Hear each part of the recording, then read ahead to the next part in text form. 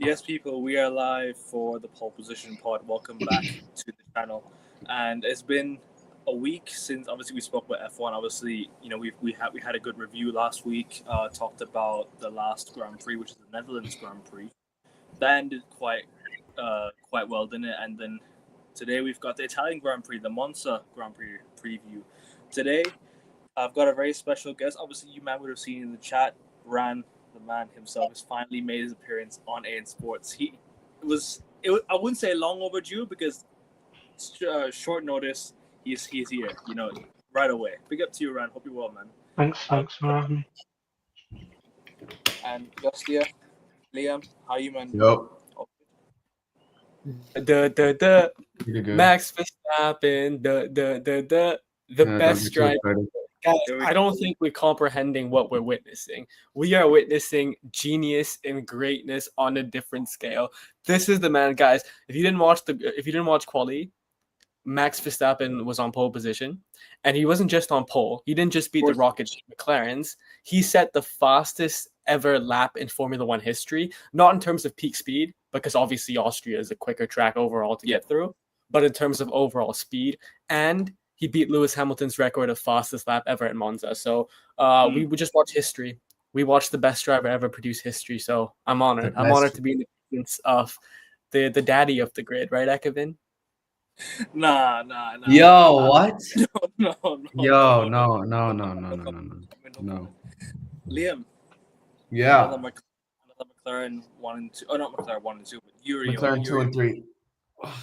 Well, what I'm gonna say is I'm gonna have faith and put my faith and hope into the two McLaren drivers, and let's see if they can deliver once again like they've been doing, so dominating the season. So I wouldn't get too excited with Max on pole, Augustia, but Piastri is gonna come in full clutch. So let's give the boy a chance. Yeah.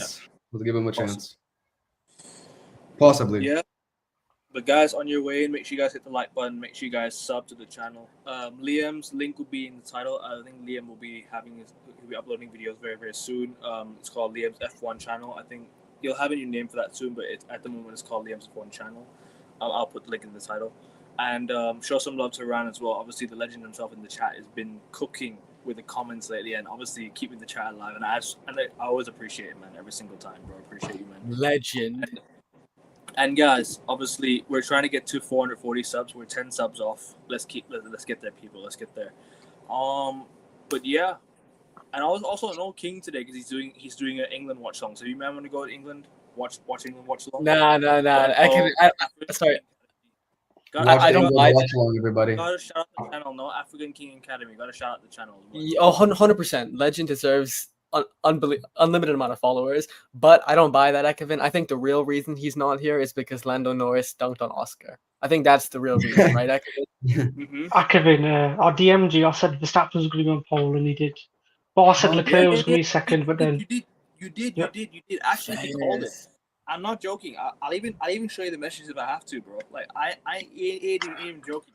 I knew Verstappen had him to take pole, even third or fourth fastest car on his day, and he just takes pole in front of rocket ships. 100%. And obviously, that race at the end, that little mini, how do you say it, battle that they had between obviously Norris, Verstappen, and Piastri to get the and Leclerc as well was insane. Leclerc missed out by a few tenths of a second. Yeah. Hamilton, obviously, that's his 5 grid penalty sealed. He's going to be in P9. He finished in P4, so he will start in P9 tomorrow. And obviously, Verstappen is going to start at P1 because obviously, look at the way he ended that race, man. Look at the way he ended that quali. Brilliant. And he doesn't even have the fastest car. In my opinion, he doesn't even have the fastest car in this weekend.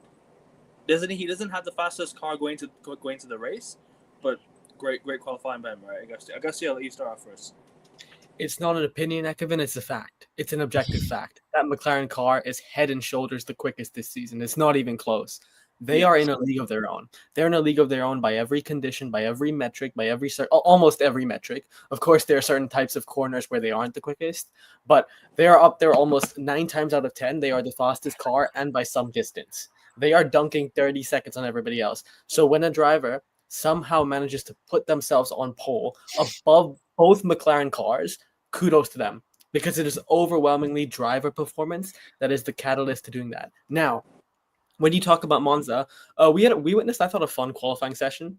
I don't know about you guys, but the margins extraordinarily tight. I think it was 3/10 between all the title contenders, 3/10 separating the top 15 in Q1. I think it was roughly like that. That's not a precise figure, but yeah, Monza's monumental. I love Monza. It's a super fast track. It is the personification of Formula One in many ways. Ferrari's home track, no surprise there.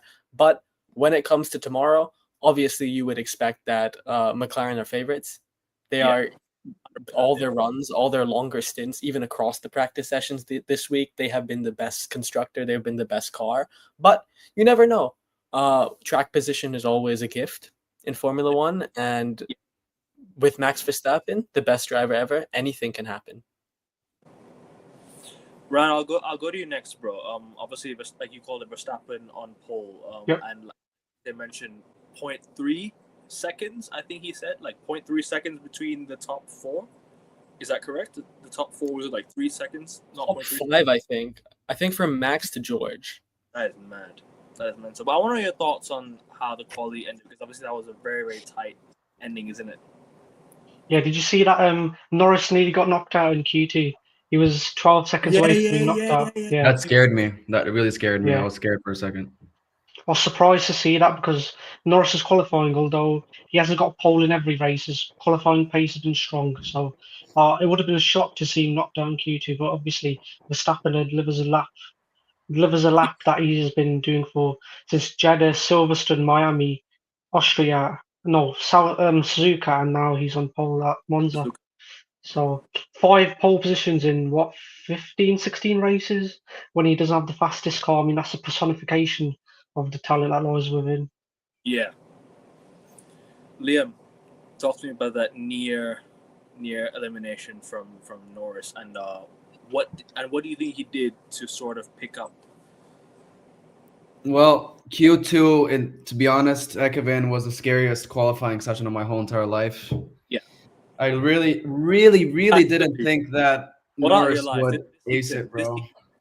Correct. What I'm thinking is that they have the correct upgrades. Those two drivers have the right mentality. But one thing is, Verstappen is a very, very strong driver when it comes to Monza, because he's one of those people who is not afraid to do those moves. I wouldn't say illegal moves, but he's one of those drivers who is not going to have or let McLaren win at Monza. So I really think it might be close, but I think that Max is probably going to get P2 or P3 in the race, and that it's going to be a McLaren 1-2 again. Hopefully. We'll see, unless Ferrari changes that aspect, but we'll see how they perform this weekend.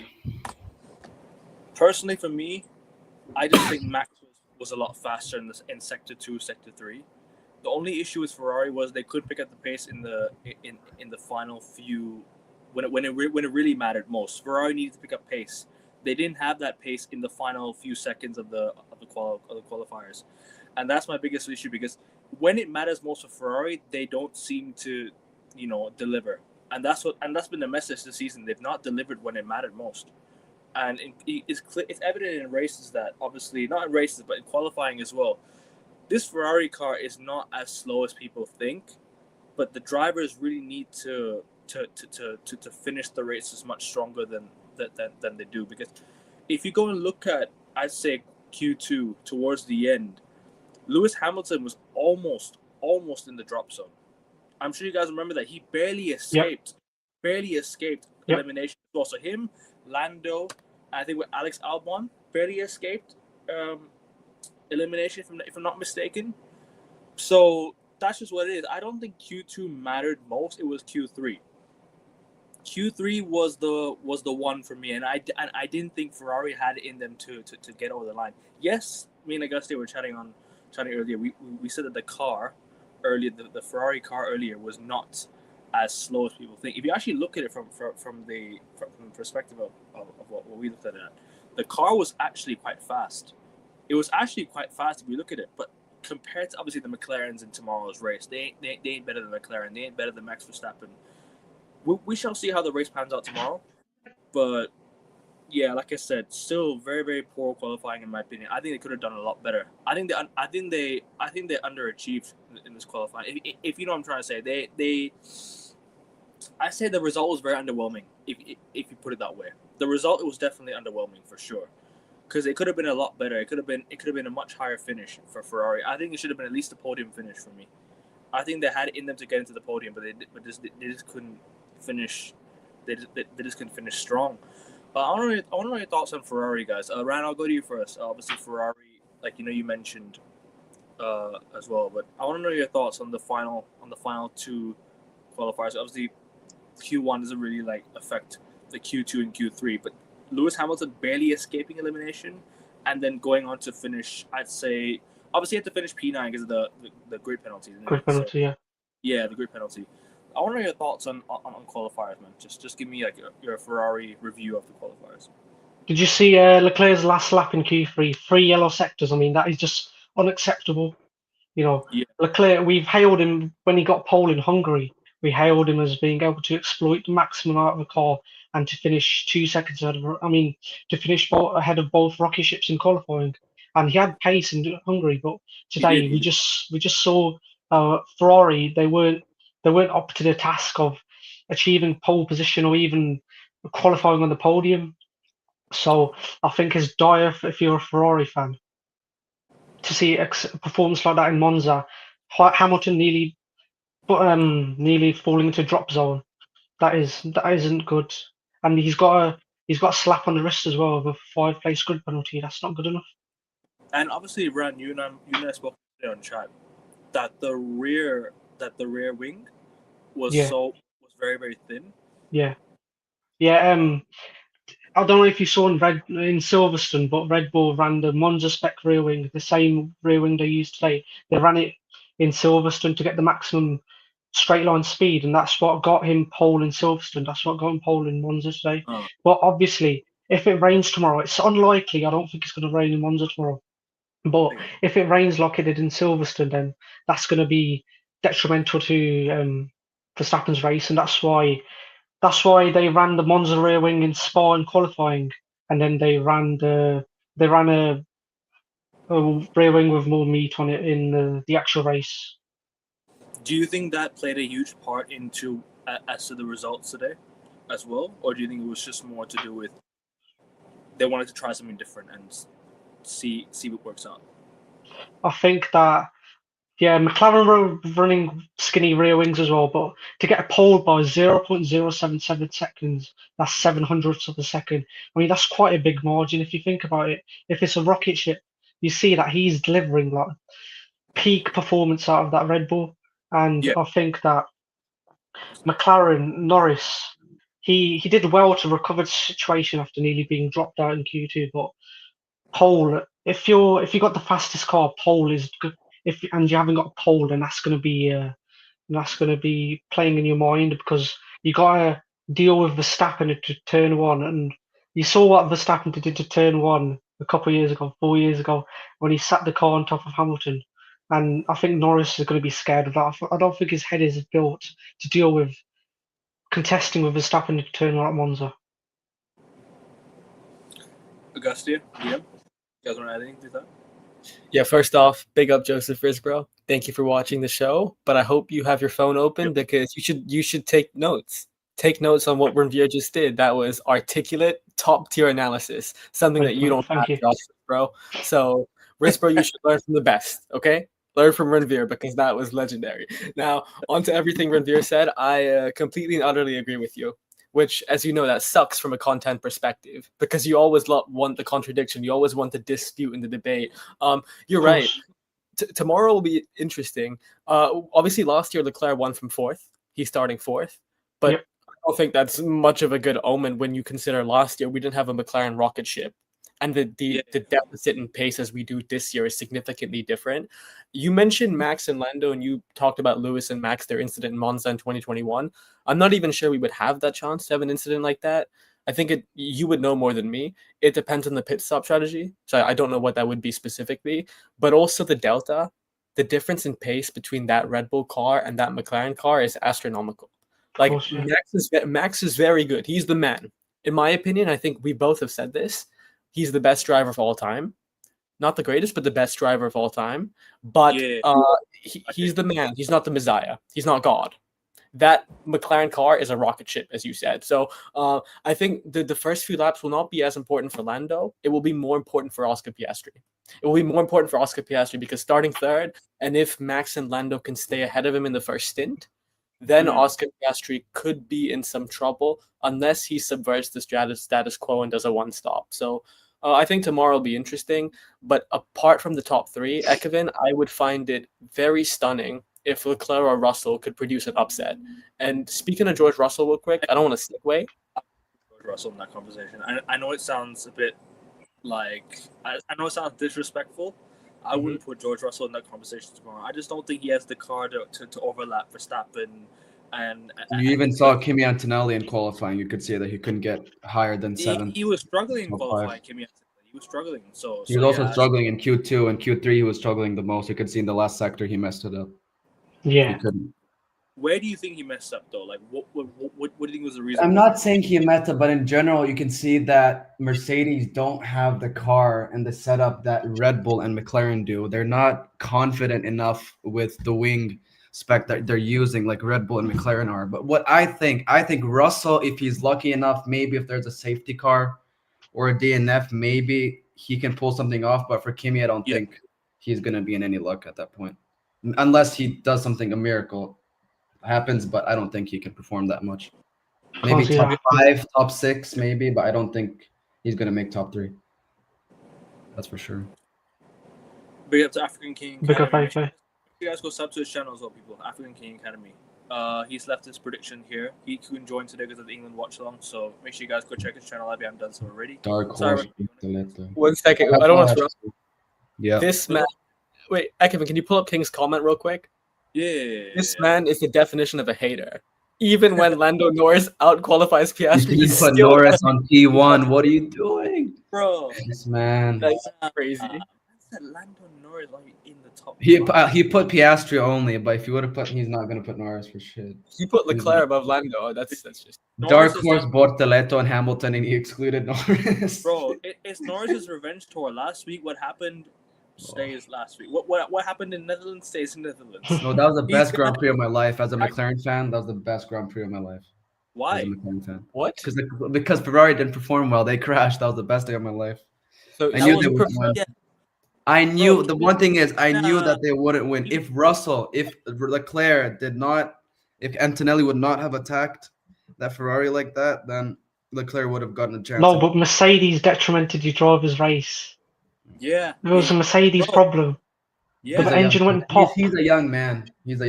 He apologized for it. They robbed you off a two podium finish, a double podium finish as well. Don't forget your car.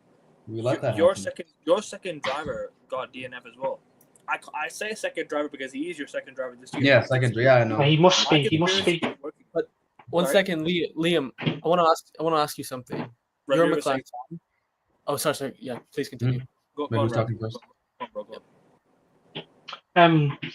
Obviously, Leclerc. I mean, Piastri is 1.5 years younger than Norris, and Norris had 2019, 20, 21, 22, so he had 4 seasons under his belt when Piastri came to the team.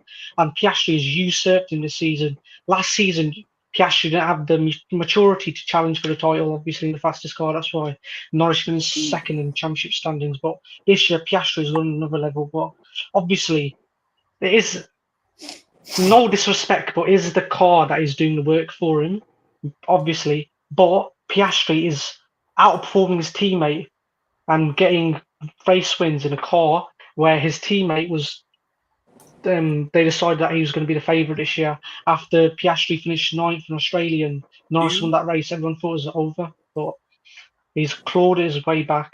Won the next race in Bahrain, won in China, so that's got him momentum, and he's now firmly the favourite in the World Championship title race. But do you not think that they're sort of favouring Piastri in a way this year, or do you think they're kind of giving him the benefit of the doubt? Because obviously, in most years, you look at McLaren. Who's the first name on the sheet? It's Lando Norris. He's had Daniel Ricciardo as his teammate. Who's this other teammate that he had? I forgot. Carlos Sainz. Sainz. Carlos Sainz. He's had those two. He's had those two players, right? Drivers on his team. Oscar Piastri joins the F1 team. What happens? 1.5 years younger, like you mentioned. And is there a bit of favoritism there? I think it's just the benefit of the doubt. I don't think that they're I don't think there's favoritism because people were saying there was favoritism towards Norris when he got opted to do a one-stop in Hungary and select the hard tyre, but then he ran that hard tyre to the very last millimetre of rubber and he won the race. And I think if Norris was in P1 and he was on a two-stop strategy and then Piastri was in P2 and they could give him the option of running a one-stop strategy, then they'd give it him because McLaren's not about favoritism or anything. Of course, Norris's dad paid $44 million for that seat over the 4-year period from 2019 to 2022, but they're one and the same in that seat, and Zach Brown loves them both, and he's not going to favour one of them. He just wants a McLaren double title championship for the world drivers and the championship for the world constructors. Yeah, you're right about that. I think also don't forget Lando played a huge part in McLaren winning their first constructors championship last year as well. Yeah, he did. He played a huge part in that. It was mostly Lando doing the work. Piastri didn't win most of the races, but you could tell that Lando played the biggest part. If it wasn't for Lando Norris, Ferrari were winning last year. Ferrari were making that comeback to win last year. So got to give Lando credit somehow.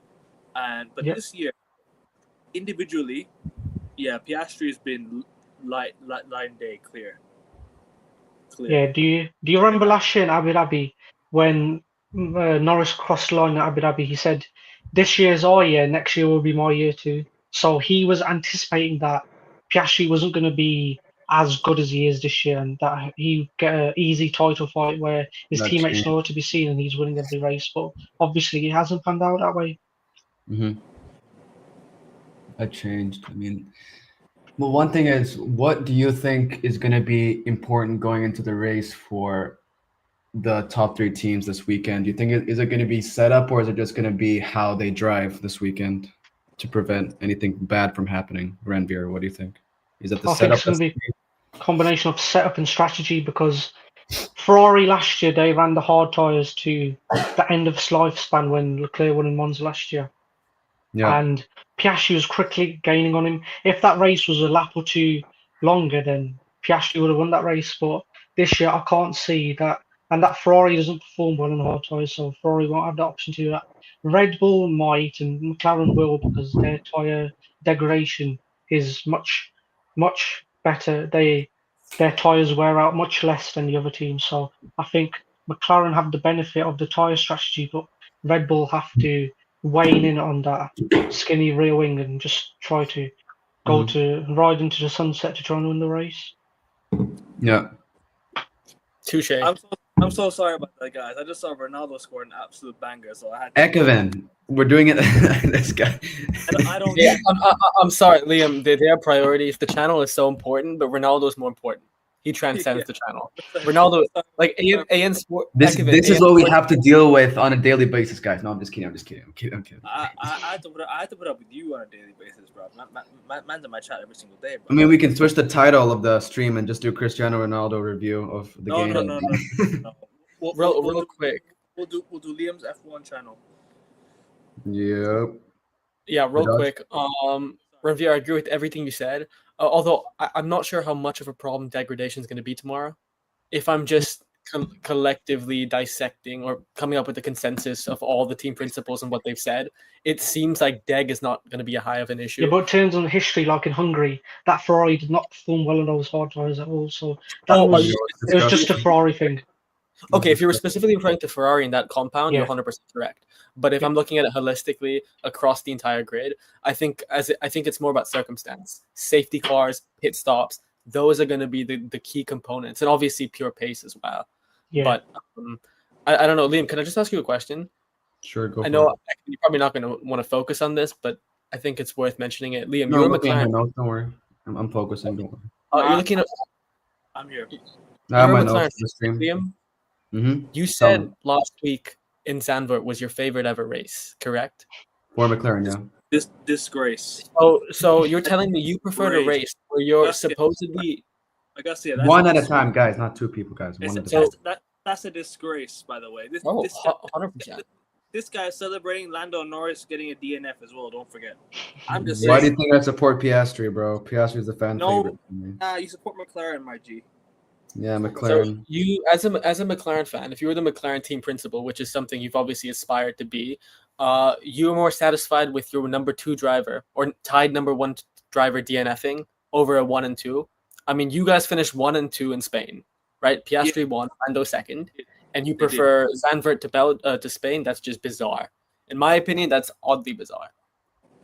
I don't understand. I'll let McLaren speak for me this weekend. That's all I'm gonna say. I don't understand. Okay, I just don't understand the line of thinking there. But don't worry. Yes, and you guys were saying something else. I completely forgot. No, I was just saying that. Rory. Right on cue, AK. Sorry. Oh yeah. Look in the comments. Oh god. Wait, why can't we see it?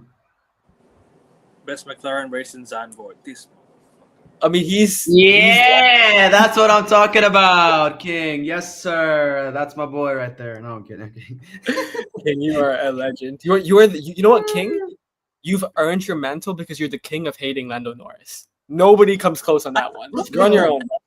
Let's go. Me and King. Let's go. One supporter. Even from you, Liam. Bro, from you as well, Liam. You're a McLaren fan, for God's sake. Yeah. What is this Lando Norris hate all of a sudden? Why is everyone hating on the driver that won the championship in the first place? This is their first championships in 1998. I wasn't even born yet. Mind you, I wasn't even born yet. This is the first time I've seen McLaren do shit in my life. Yeah, and Lando Norris was the biggest reason why. So I don't know why Lando Norris gets so much hate. Even from a Ferrari fan, I respect Lando Norris so much. No, Kevin, I'm not sure I agree with you. I don't think Lando Norris was the biggest reason. I think it's people at the factory. But you know what I mean. People manufacturing the car, they are the biggest reason. But it's also. But real quick, sorry. Can I just jump in on your debate about favoritism? Because you guys were debating: are they prioritizing Oscar? Are they prioritizing Lando? I don't think it's like that. I think if there's going to prioritize anybody, it would be the one that generates more commercial revenue. It would be the one that attracts more fans, that increases the reach. Unless one of the drivers has blackmail on the team principal, which obviously they don't. Okay? They never had blackmail, though. Yeah. So to jump into your debate, Rinvir, I'm completely on your side. I'm 110% on your side here. I don't think they're favoritizing anybody, and the races are just validating that. Of course, each week they alternate, right? One driver will come out later, one driver will come out, will have priority. But overall, it's been quite balanced. It's been quite measured. And the only time they would prioritize someone would be if a championship is going to be won by one of them, or there's blackmail. That's it. I just don't see it. Brian, you want to go next, bro? Sorry. I think Norris gets hate because his dad was a pensions manager, one of the richest people in the UK, and he funded his whole motorsport career. I saw his podcast on the High Performance podcast. He was on the High Performance podcast, and he said when he was young, in every European race he had a motorhome. Even when he was go karting at the age of 8 and whatever through his teenage years, he had a motorhome. And the kids used to pick on him. And I think at least 5 times in the media this year he said, "My head is not in the right space to fight for the championship." Well, he hasn't said that, word for word. But that's what basically he said. And he has imposter syndrome. And even yesterday there was a BBC article that he said that the McLaren, that the grid in Monza is going to be too close for his liking. So I think that his head is just not in the correct headspace. And when Nico Rosberg offered to mentor him to try and guide him through this championship, he should have accepted it, because Nico Rosberg was in this pickle himself in 2016 and came out on top because he got the psychological help he needed, and he was a victor in 2016. And he did stuff like when he loved cycling, he had leg muscles, and he lost all those leg muscles. He completely scraped his helmet of colour, so he had a black carbon fibre helmet, and that's the margin he got poled by in Suzuka in 2016. So Norris needs to adopt some of these strategies. needs to pick up more consistency because obviously in the last few races, in the last, I say this past year that's gone by, Piastri's been the most consistent driver of everyone this season, in my opinion. Yes, sir. It's clear as day. Lando, I gotta say, if I was to ask you, at the start of the year, you and I both said Lando Norris, I think, was going to win the Drivers' Championship, did I? Did we both say Lando Norris was going to win the Drivers' Championship? I think we did, right? You and I both said. No, actually, I said Max would win the championship because I was cover all grounds. Obviously, I knew McLaren were the favorite constructor heading into it, but I thought the odd chance that Red Bull get a little bit of their shtick together and could win it. I need to go back and watch our prediction video. No, do you remember after Verstappen won Suzuka, he was 1 point off Norris in the points tally. Now he's what, 100 odds? Keep going. Sorry to interrupt. But Kevin, I think the point you're trying to make is 100% correct. It's before the season started, Lando Norris was overwhelmingly the bookies' favorite. Was the better McLaren driver going? He was on pole for the championship fight. He was the heavy favorite. Agreed. The prospective champion. But obviously Oscar Piastri came in, and I guess the pressure was all on Lando. The year by storm. Yeah, I could have been right. Yeah, but to your point, I'm sure that's one reason. To the Formula One fan that watches the nuts and bolts, examines the sport heavily, I'm sure that's one reason why Lando Norris is not as revered. But I think to the casual fan, one of the most reasons he isn't revered is his demeanor in press conferences and post-race interviews. A lot of the time, he is giving some snide remarks. He is sometimes slightly salty, and also his mentality isn't of the utmost standards of a champion. He does look a bit defeated sometimes, and that can be a turn off for many fans. I'm not saying me personally, but just speaking for fans that don't like him. So I think that's also the other reason. It's not just the background. It's not just the backing capital. It's also the demeanor and the attitude that he demonstrates. Because he's obviously, like, even in 2020 and 2021, he was throwing shots at Lewis Hamilton all the time. Yeah. I mean, he said that anyone in Lewis Hamilton's car should win the championship comfortably.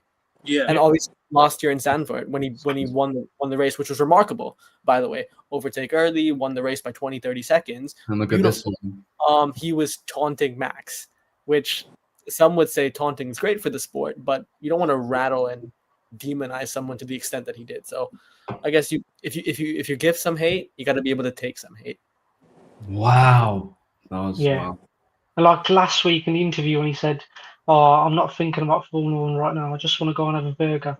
That's remember what AK said. He said he's too soft. He just needs to get back in the gym, and I think he's not in the correct headspace. Even after DNF, you have to show a brave face. You should be like, okay, the Mercedes engine blew up, so I should just put my head above my shoulders and just. I just want to be in Monza next week and want to put on a show and want to try and set things right and try and overturn this deficit of points. Wasn't he going to eat a burger, Ekevin? He did eat a burger. I have no idea, bro. I have no idea. You were encouraging me to eat a burger after the last race, weren't you?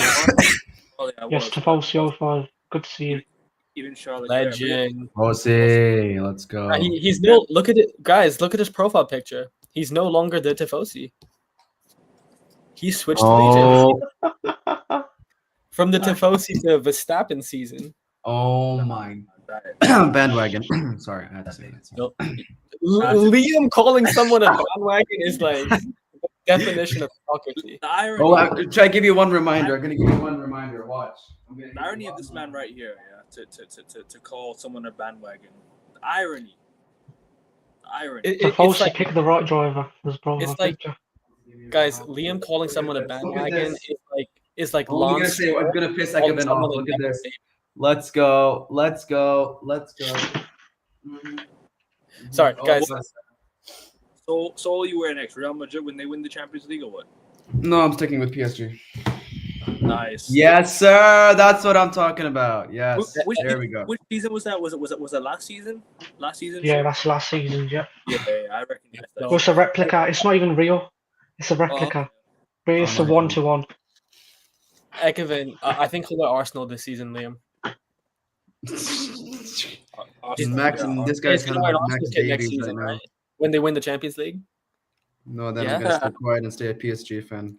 because I can't. No, yeah, sorry. I was saying. Anyways, I think we should do predictions and then. Unless you add anything more, because real quick. Gabi Bortoleto, we didn't give him a shout out. Yep. That was amazing. Once again, finishing in Q3. I think it's 4 of the last 8 races in Q3. 4 of the last 8, which is remarkable for a constructor that has no means of being there whatsoever. Jonathan Wheatley, he's done a splendid job, honestly.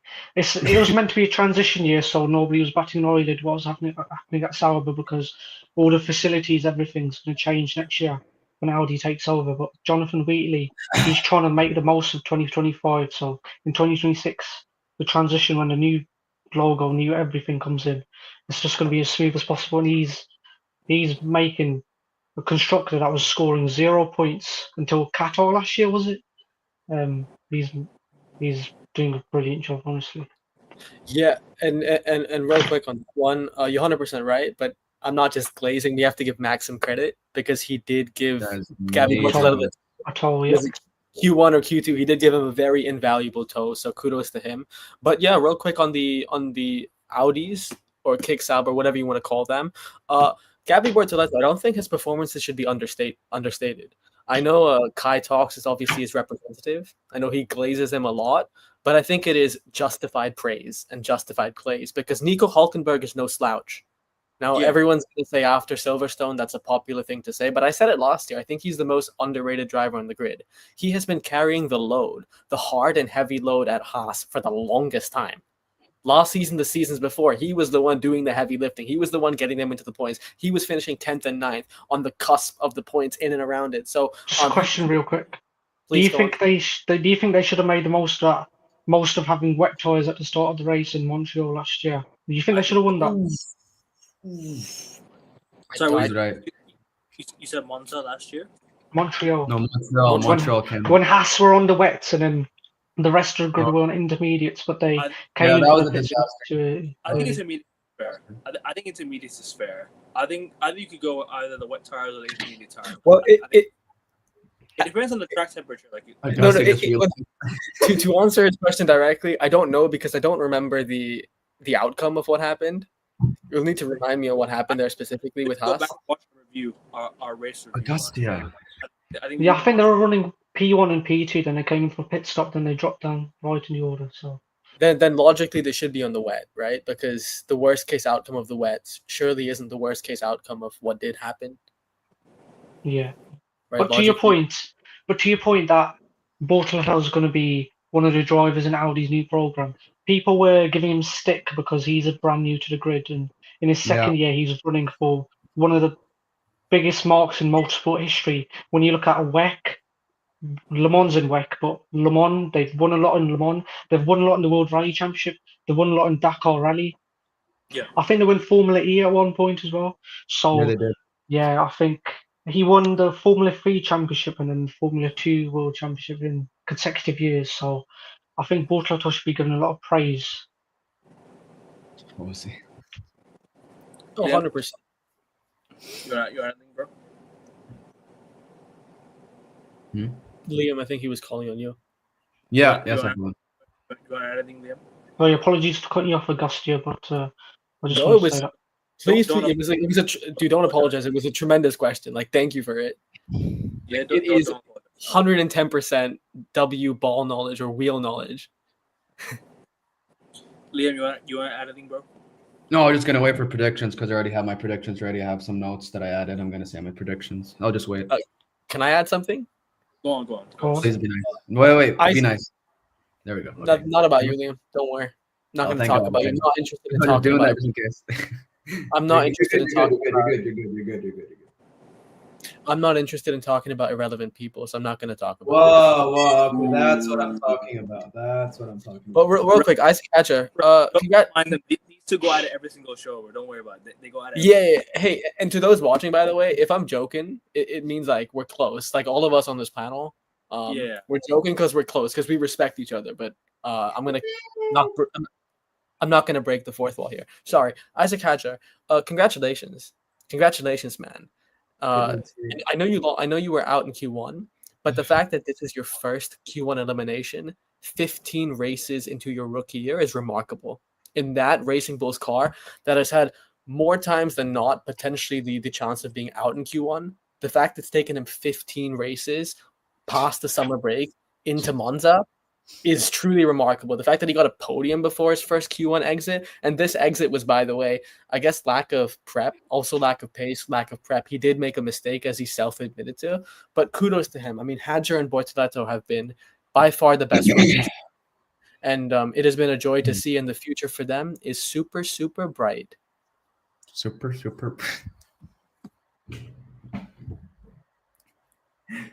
Predictions? Predictions or anything else? I think that just goes to show that the highs are so high in Formula One, and when there's a Q1 exit after a podium, even when there's not the car's not expected to be on the podium anywhere near it, I think that just goes to show how high the highs can be and how low the lows can be, and I think Hadjar just needs to knuckle down tomorrow in the race.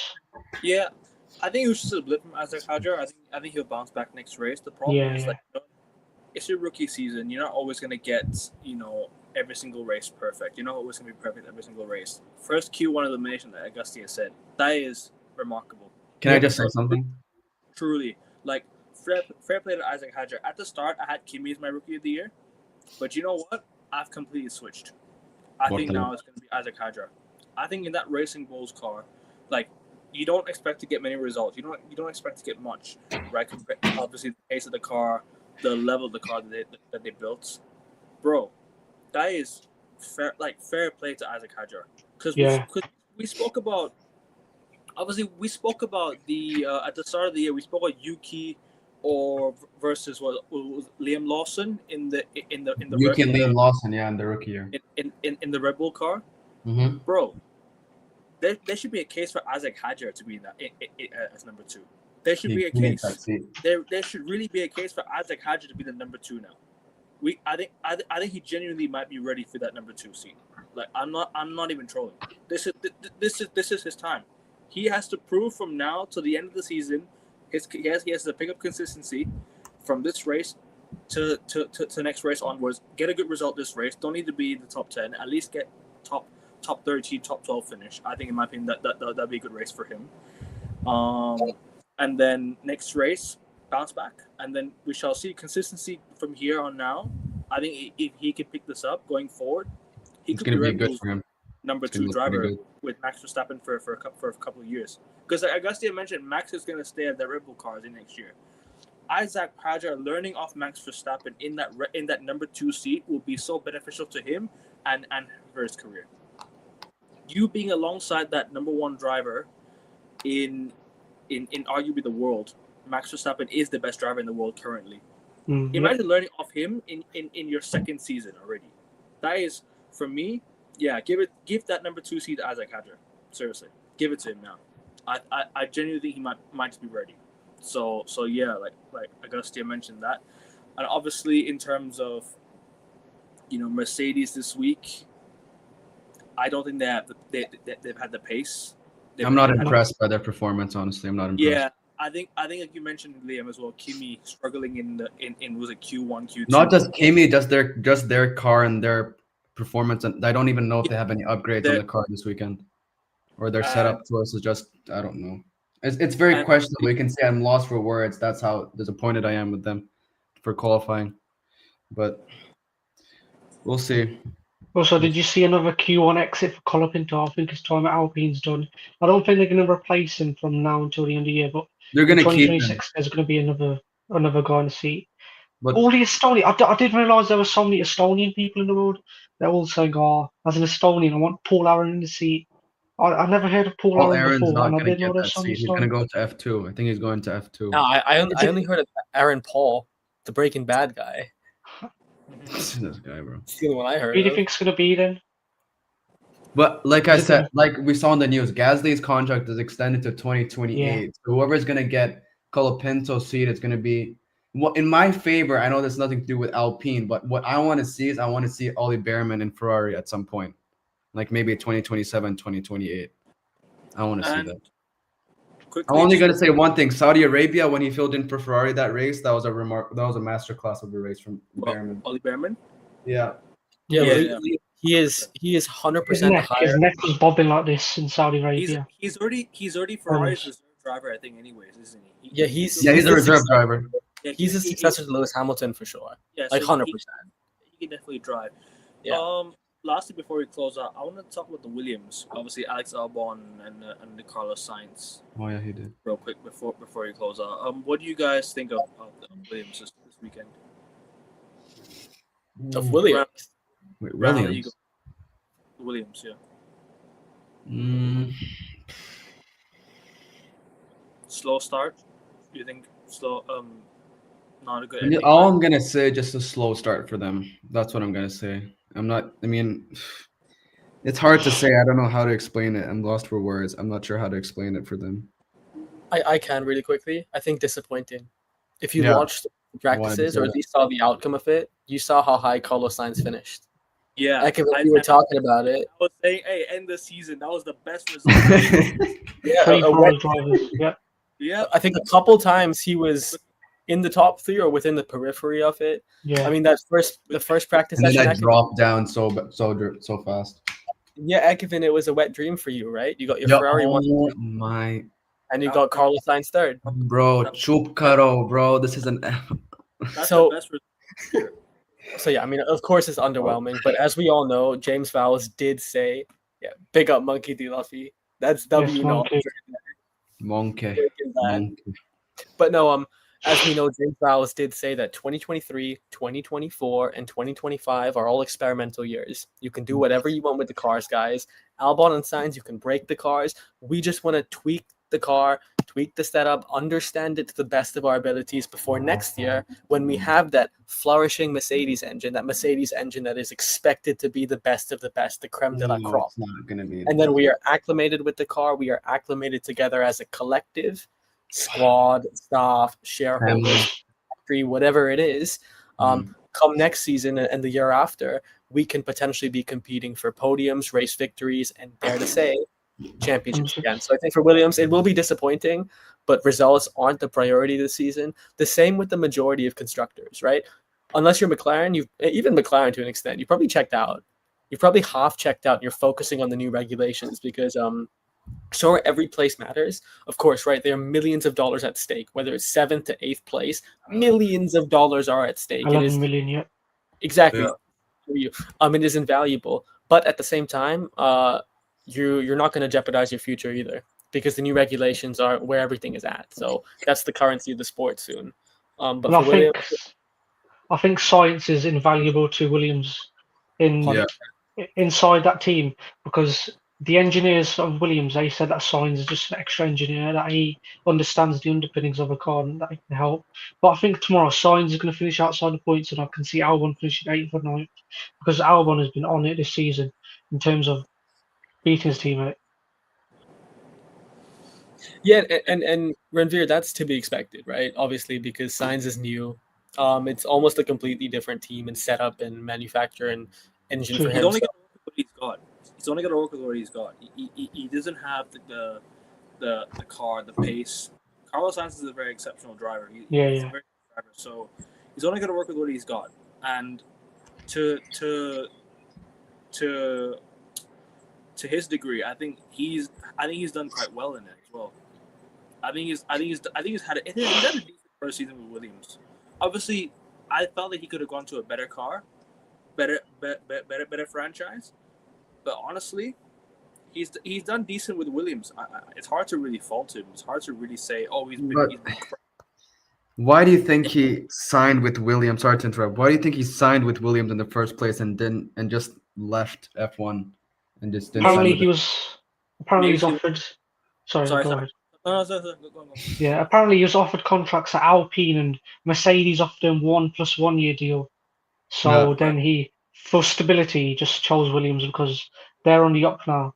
That's what Vowles says. Vowles, with that voice and the accent of Vowles, he just sounds like he's saying something of substance. So I think that's what he drilled into his head. And in Abu Dhabi 2023, this was before the announcement that Hamilton was joining Ferrari. Vowles came and spoke to Carlos Sainz, and that was a month before the announcement that he'd be left out of job. So then that obviously Vowles wants him. Vowles, did you see in Drive to Survive where James Vowles said, "Oh, if Carlos Sainz isn't signed for Williams, I won't be able to sleep at night." That's how much he wanted it. Yeah, I mean, he was the most high-profile, lucrative driver they could have signed. Yeah, and as you said, James Vowles was the catalyst. He is calm, but also capability personified. And also, I mean, James Vowles has a philosophy. He has a plan. He has a short-term plan, a long-term plan. His objectives are tangible, and also the chemistry that he fosters with the whole team. I mean, he is like a statesman. He is your shareholder's wet dream as well. So, I mean, kudos to James Vowles. It's the best way to describe it. But, yeah, I agree with you. When you call Carlos Sainz invaluable, Renvier, that is probably the best description you can use of him. Because obviously he's more experienced. And next season, Williams can be the Oscar Piastri of Formula One teams. What I mean by that is, in the coming years, in the new make an impact on the F1 scene. Yeah, no, not make an impact because they're historically one of the richest teams in Formula One, but because they will go under the radar, right? Because everyone's talking about Mercedes, everyone's talking about Ferrari, McLaren, Aston Martin. Williams can be the Oscar Piastri. Next season, they can acclimate. They can get some podiums maybe by the end of the season. The year after, with Carlos Sainz, someone that has validated his worth of performing at the highest level. I mean, I would say that when the pressure's at its highest, Carlos Sainz has proven to be better than Charles Leclerc. Look at Singapore, for example, when he literally subverted Ferrari's strategy. Silverstone 2022. Australia 2024. Yeah, 2024. A week after his appendix injury. Exactly. That's another tremendous example. And then you have Alex Albon, who, like sorry, go on. No. Alex Albon, like Oscar Piastri coming into the season, not many people would pick him to win races, right? But if he has the machinery, which I expect Williams may have in the next few years, he has nothing to lose and literally everything to gain, which is beautiful. So I'm looking forward to Williams. They'd be my sleeper pick for the next few years. Wow. Amazing. What's so wow about that? Sorry? I was saying, what's so wow about that? Yeah. Is it surprising I'll to see explain later. I don't think it's a wild prediction, to be fair. I think it's the way he said it's really good. That's all I'm saying. I think it's valid. Thank you. It's valid. Appreciate it. As I was gonna say, this guy, bro. You can tell Carlos Sainz has a mentality. He's one of the, in terms of like mentality on the grid. I think he's up there in terms of mindset to get over the line in races as well. He's got that mindset. You could see a few races last season. Carlos Sainz had to take over the Ferrari because sometimes Charles Leclerc wasn't having a good race. So Carlos Sainz said, "I'm going to step up, take one for the team." That's what like when he got pole in Mexico last year. Exactly, and then converted to a race victory. Yeah. Yep. And you could see why Ferrari had that big run towards the end because Charles Leclerc and Carlos Sainz were both taking over races. They were both taking it by the scruff of the neck. You know what I'm trying to say. So that's just me in terms of like my thoughts on that. And in Singapore, like me and Augusty, I think last year we were having this debate. I had a switch of mind because I said Charles Leclerc was the best driver in Ferrari at the time. Then I switched to Carlos Sainz because I thought Carlos Sainz mentally was the one that would get over the line. You saw at the start of last season, he was the one that was winning races for Ferrari at the start of last season as well. Don't get me wrong. He was the one that won Ferrari's first race. I think was it in Melbourne? When did Ferrari win the race last year? It wasn't Melbourne. They won. It was Melbourne. It was Melbourne. Verstappen had a fire. Carlos Sainz won the race last year in Melbourne. Yep. So this is what I'm trying to say. Mentally, he was the one. But then Charles Leclerc said, "You know what? I'm going to up my game." And that's the one thing I like about Charles Leclerc. He has one bad race and turns out to be amazing the next race. And that's what I could say about him last season. It was literally it was flip flop. You know what I'm trying to say? Charles Leclerc won, Carlos Sainz won. It was like literally interchanging between. No, last season Leclerc won 3 races and Sainz won 2. Yeah, he's right. And Ferrari got what was it? How many podiums did they got? How many podiums did Ferrari get last season? I think they got a lot last season. Not sure, to be honest. Towards the second half of the season, they were the most informed constructor. Or there was a time when they were becoming the most informed constructor in terms of development. Like their trajectory was the most positive. Right, because obviously Red Bull started off with their monopoly, and then McLaren took over in the middle. Then Ferrari improved the most towards the end. Yeah, but then Ford decided to. Cody's comment is explaining that. Cody's comment answers that. Yeah, I'll get to that one. Sorry, Ryan, you wanted to say something before? About what? No, I saw you wanted to say something just now. I thought you wanted to say something. No, I didn't want to say anything. William, as Tifosi was saying here, Williams' performance trajectory and plans is way better than the other teams who wanted him.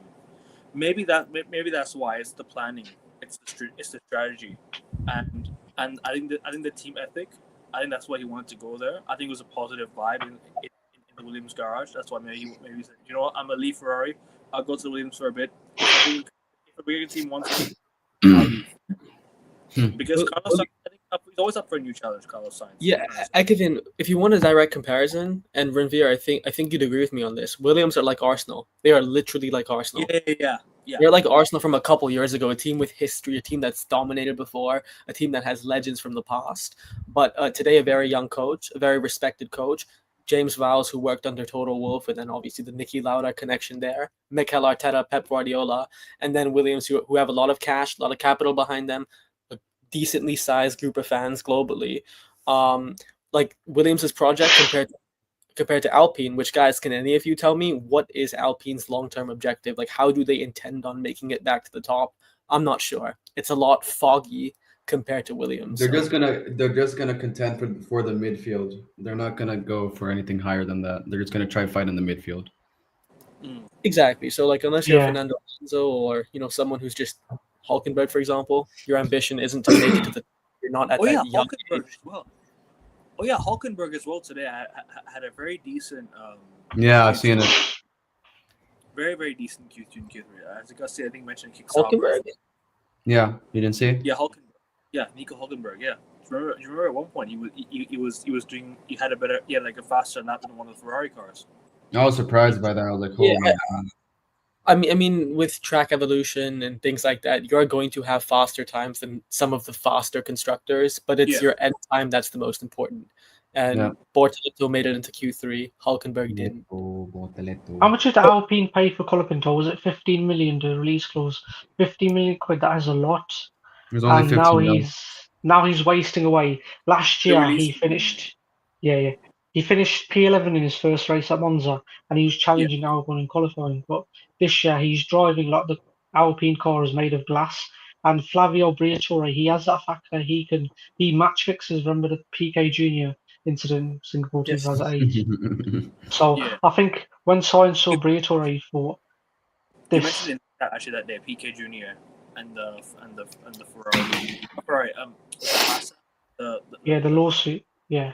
Yeah, sorry, continue. Yeah, so I think Carlos Sainz sees James Vowles, a young person. He's won, 8 Constructors' Championships at Mercedes. He's won 7 Drivers' Championships. So he knows how to win. He was inside that team where it was winning. There was just winners in that team. And he's going to adopt that same philosophy to try and take Williams back to the top. Yeah, 100%. Well said. Tifosi's most recent comment is Pierre Gasly in Alpine is like a wasted talent. You're right. I mean, he just signed a new contract today, if I'm not mistaken.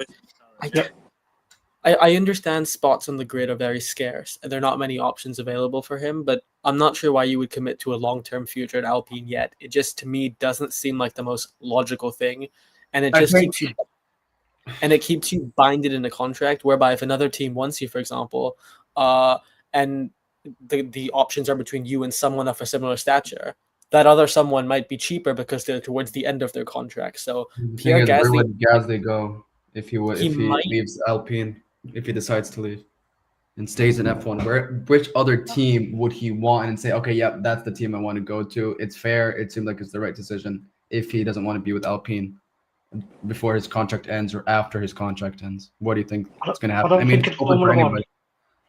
I think he'll end up in WEC at the Alpine team in WEC. Yeah. Like Mick Schumacher. Same thing for Max, I think. If Max is not in F1 anymore, he's going to go to Le Mans. Yeah, Aston Martin's team, I think. No. Or he said that he'd want to drive in his GT3 team. He owns his own GT3 team. It's called Verstappen.com Racing. I think And I'll they just join. compete I in would the just join Le GT World Mans. I Championship. wouldn't join his GT3. I would just join Le Mans if I was him. If he But- decides to leave before. But I think Red Bull have a very good driver development, no? Like a good driver school as well. I think. Yeah, I've seen it. I've seen some of their drivers. It's insane. Yeah, they have good driver development. So It's perhaps the best in Formula One today. Right? they remind me of Man City, bro. Like Man City have such a good academy, and Yeah. then they sell Yeah, on. because- The drivers go on to yeah. succeed somewhere else. You know what I'm trying to say. Something like They, that. Sorry. they developed Fiat, Albon, Vettel, Verstappen. They know how to breed good drivers.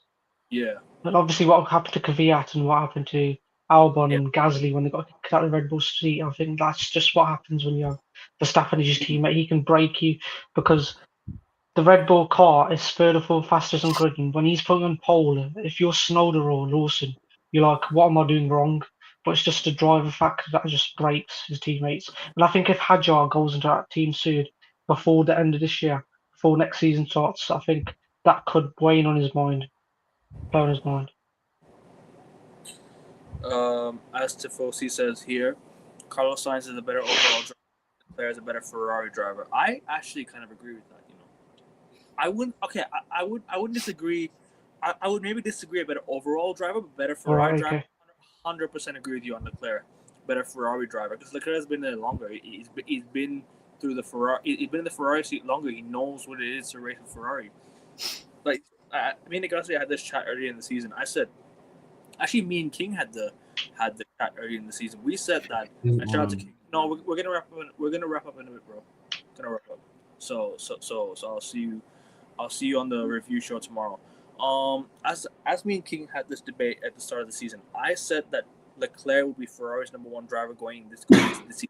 I said Leclerc is the more experienced Ferrari driver.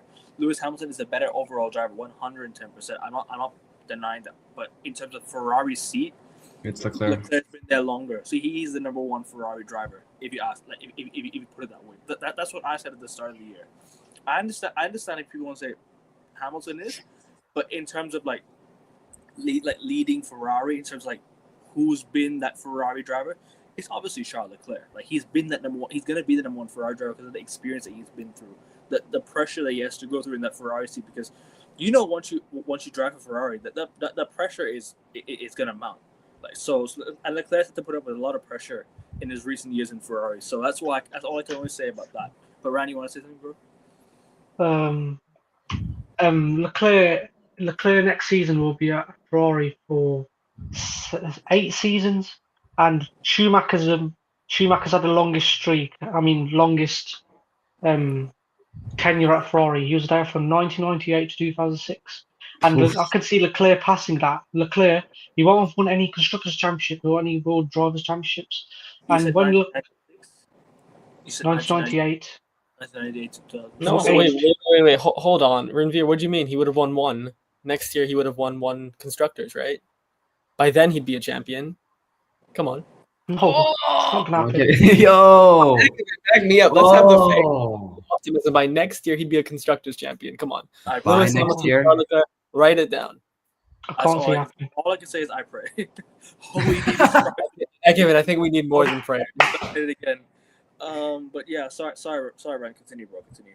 Yeah, so I can see Leclerc will surpass Schumacher's tenure at that team, and I think what Alan Prost said, always Gerhard Berger, nobody knows where the quote came from. When you are outside of Ferrari, you wonder why they don't win everything. When you're inside the organisation of Ferrari, you wonder why they win anything at all. And I think that team is just broken from the outside in. Of course, they have sponsors. Obviously, they're always going to have sponsors. They're going to have that title sponsorship with HP. They're going to have Richard Mille, all these sponsorships. But you can stick as many logos in a car as you want. Look at McLaren; they've done that strategy, and they're actually winning now. And I think for Hamilton, weren't they sponsored by Prime at one point, if I'm not mistaken? Wait, Primal. Ferrari, No, McLaren. Prime Energy. No. Yeah, I swear Prime was sponsoring one of the cars as well recently. Prime. I don't think so. Prime never sponsors an F1 car. I don't think Logan would ever sponsor an F1 car. No, you're giving them $1 billion idea, so I might have mistaken. You're giving them a good idea, Kevin. It's great for reach. If you get sponsored, if you're an F1 team and get sponsored by Prime, I would just quit. I mean, Kevin, I can tell you for free, Prime hasn't sponsored Red Bull. That I can tell you for free. Yeah, I can tell you. So, sorry, Ryan. That would be stunning. Sorry, Ryan, continue. Yeah, Prime never came. I've made all my points that I wanted to make. That Leclerc, if he stays at Ferrari, and if say next year or in the next few years to come, Mercedes and Red Bull are the seat to be in because they've got the fastest car, and that Leclerc gets a negotiation and they want him. I can't see him making that move. I can see him staying in Scarlet because he wants to represent Ferrari because they wanted him a year after he started in F1 at Sauber, Alfa Romeo. So I think he's just going to stay there and rot.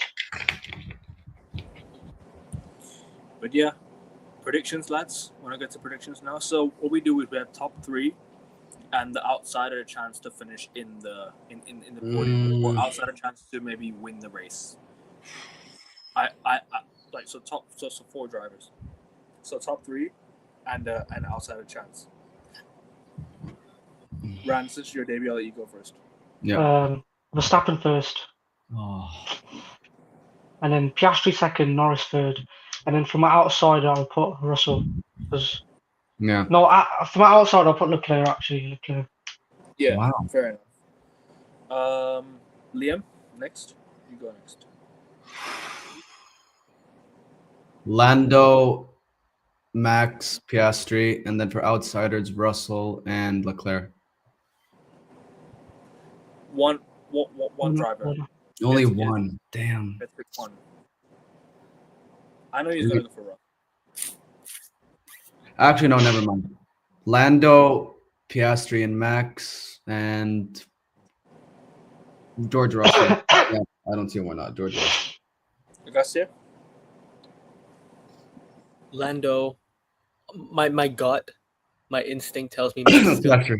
I really hope Max wins, but I'm going to go with a Lando win, Oscar second, Max third, Lewis Hamilton outsider. And when I mean outsider for podium because Ferrari have pace. And this could be similar to 2022, but on a smaller scale. Yeah. Tifosi here says Hamilton P1, Piastri no chance. P2, Leclerc P3, and outsider is Russell. Listen, I hope Hamilton you're right. P1 is crazy. You better be right. I don't see it, bro. Yo, Tifosi, I love the ingenuity, but like, can you give me whatever you're smoking? It sounds good. And I don't even smoke. I might need pills after the prediction. I'll make the predictions. Fair, bro. Are you sure you haven't taken the pills before you made these predictions? And left his predictions. He said Piastri P1, Verstappen P2, Leclerc P3. I'm gonna go with number 1. I'm gonna say Lando finishes. I'm gonna say Lando wins the race tomorrow. Oh yeah.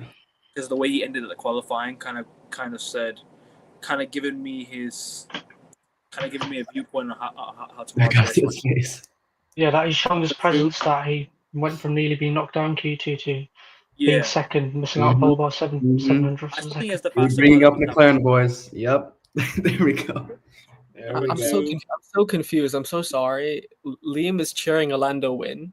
He was just mocking his DQ last week. Now he's cheering his victory. I'm just very confused. You're confused by that only? Come on, give me a break. No, I'm actually really confused. Like, I don't understand what's happening. It's okay. You're always confused. I understand. It's okay. Flip flop. Yeah, flip flops more than a fish, bro. Flip flop. My second place, I'm gonna go with Oscar. I just think Oscar will get P2 tomorrow. P3, I'll go with Charles Leclerc. I believe in Charles to deliver tomorrow for Ferrari. Listen, I won't be surprised if Ferrari gets close to winning the race tomorrow. Like, I know it sounds crazy, but it's in Monza. It's kind of like a must-win for Ferrari in a way, because you're driving at home in front of your own fans. Always. Pretty much, it's your chance to deliver finally this season. I'm gonna go with Leclerc number 3. Outsider, probably say Max. I think Max will be the outsider. I think Lewis finishing in P9, the 5 grid. I don't interrupt, but can you call someone who's on pole an outsider? Yes, Can you really? Because you know why? I don't think he has the car to compete with the other 3 drivers, like I mentioned.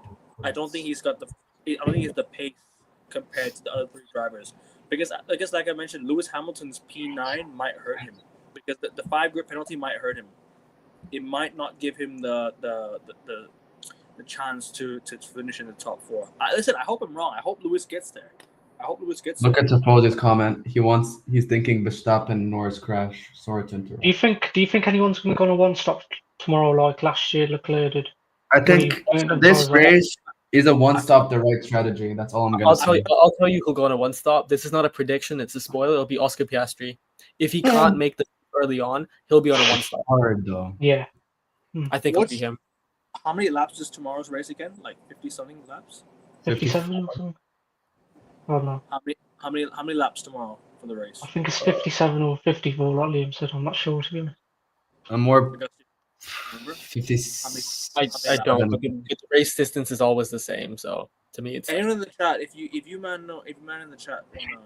To be honest, what happened to Norris's McLaren last week, I think that was just a case of bad luck with the Mercedes components. I don't think they're going to DNF because of engine issues again. 53. It's 53 laps. 53. I was thinking 53. Because remember last year, 53 laps was one of the what do you call it? Was the Monza, I think, if I'm not mistaken. But even then, 53 laps. I think I won't be surprised if many drivers choose to go one stop. I won't be surprised if it's like a one stop tomorrow. But I reckon they'll do 2 just to be safe. In case, obviously, like I said, depending on weather, is there a chance that tomorrow's rains or tomorrow's gonna be clear skies? I hope it's a dry race in clear skies. As I said, I don't think it'll rain. I think the top 5 will start on mediums and go to hards. If you start on a hard, of course, if there's a safety car, it will change to. It better be a safety car because it's going to prioritize. Momentum. Medium, or... Sorry, go on, Evan. Can Ferrari do medium, or cannot? No, because you need to have a different tire compound. No. Ekvin, they would be disqualified because you need to have 2 different tire compounds in a race. You can't start on the hard tires and go to the medium tires, in my opinion. That's what I like. No, but they don't perform well on the hard tires. So I think if they scrub the hard tires, I think if the outside little rubber has been scrubbed like McLaren have been doing, so I think that'll be better if they were to put on the hard tire. But I think definitely the McLarens will start on mediums and go on hards, but I'm not sure about Ferrari. I think Red Bull would do the same. Yeah, but to me, I haven't heard any iota of an indication that there will be any rain tomorrow. I think the only rain that can happen is if Tifosi's correct and if Hamilton wins, because the Ferrari fans are going to be raining. This guy, man, he's making... No, you're taking the piss, Tifosi. Piss off. You're taking the piss. Because Lando will run into Max. Listen, if Lando... It's the other way around. Look how Max drives, bro. Come on. And Max crash into each other. This is Ferrari's best chance to win this year's race. And it's not even a joke. We still got Piastri. Yeah. I get it. But yeah. It's Max is the cocky driver, bro. Look how he drives. Their best chance of winning is if McLaren takes a day off. They go to the beach. Yeah, funny. No, we're not gonna. No. It is in Monza. Don't forget. So this is what I'm saying. This is Ferrari's best chance if they do. If Lando and Max does crash out. Okay, pray for a miracle. They'll need to go to the Vatican before the race. The Tifosi 05, what you said, that's just a fantasy situation because Lando doesn't have the balls to run to Max Verstappen. Yeah, the rest stops. But sorry, I don't think it's about balls. I think it's about mistakes. And Lando definitely it's about balls. Oh, if it's a mistake, with braking or anything, okay. But I mean, I can see that. Sorry, Rasta is getting ever so close to the 1,000 subs, guys. Make sure you guys go follow Rasta. If only Max bins it, then it'll be Norris. Justin Rasta early, man. They're not gonna crash, bro. Why is big up to Rasta every single time? Yes, big up to you, bro. Sorry, guys. I didn't mean to cut you off there. But yeah, But no, that's bullshit. I just don't think the one stop will be as powerful if we're talking about the win.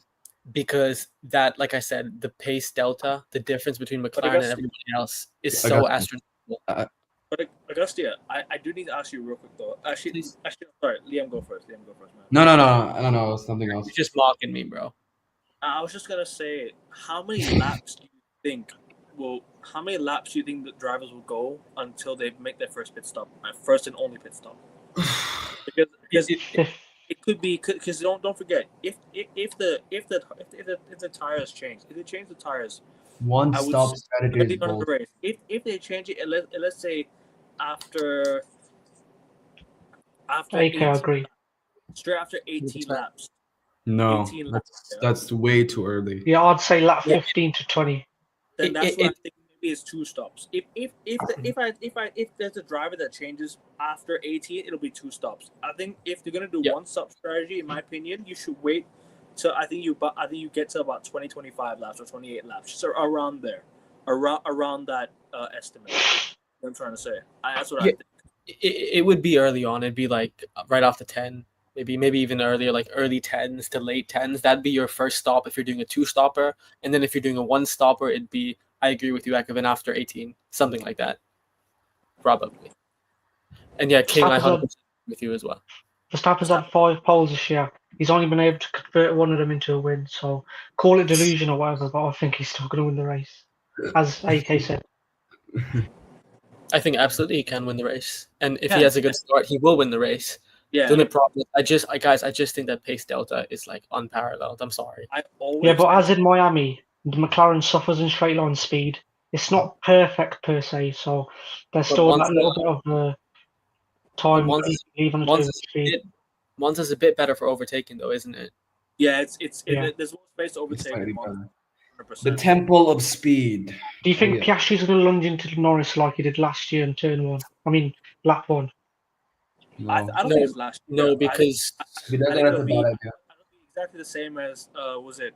I forgot what race it was. I forgot what race. A couple of weeks ago, I think they both were racing each other. Hungary, wasn't it? Hungary. When Piastri locked up. That Lando sort of. And then you're like, no. Yeah. And that was. Piastri lunged in and almost caused them. Kicked McLaren out of both. No, it was Norris that lunged in where there was no space. Yeah, he tried to cut into the corner. Exactly. Yeah. The last lap, wasn't it? Ran into the side of his car. Almost. Ekevin, the last lap, wasn't it? Exactly, it was the last. And then let's not forget this was. Not mistaken, but this also happened in Austria a couple of weeks earlier in Austria, where Oscar Piastri made a very premature move that could have resulted in the death of both of their races. But no, Ranveer, to answer your question of do I think Oscar makes a lunge, I don't think he needs to. The gap in the championship is 35 points. The last thing he wants is an unnecessary collision. Like he can try and be semi-aggressive, but with restraint. But he does not. Like he can afford to be third by the end of that lap, because finishing second and third for him is better than DNFing. Like he has so much comfortability. Why waste it?